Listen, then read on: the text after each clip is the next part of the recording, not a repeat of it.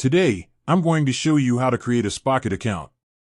Spocket is a dropshipping platform that allows you to sell products without having to hold any inventory. This makes it a great option for anyone who wants to start their own online store. I know that creating a Spocket account can be a little confusing, so I'm going to walk you through the process step by step.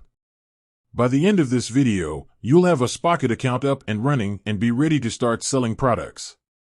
Before we get started, I want to talk a little bit about why you might want to use Spocket. There are a number of benefits to using Spocket, including no inventory. You don't have to hold any inventory, so you don't have to worry about storage or shipping costs. Low prices. Spocket offers competitive prices on a wide range of products. Fast shipping. Spocket ships products directly from their suppliers to your customers, so you can offer fast shipping times. Easy integration. Spocket integrates with a number of popular e-commerce platforms, making it easy to set up your store. Now that you know a little bit about Spocket, let's get started creating your account. Go to the Spocket website and click on the Sign Up button. Enter your email address and password. Click on the Create Account button. Once you've created your account, you'll be redirected to the dashboard.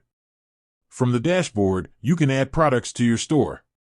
To add a product, click on the Products tab. Then, click on the Add Product button. Search for the product you want to add. Once you've found the product, click on the Add to Cart button. Once you've added the product to your cart, you can customize it.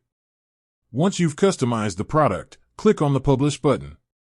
Your product will then be available for sale on your store. That's all there is to it. You've now created a Spocket account and added your first product. I hope this video has been helpful.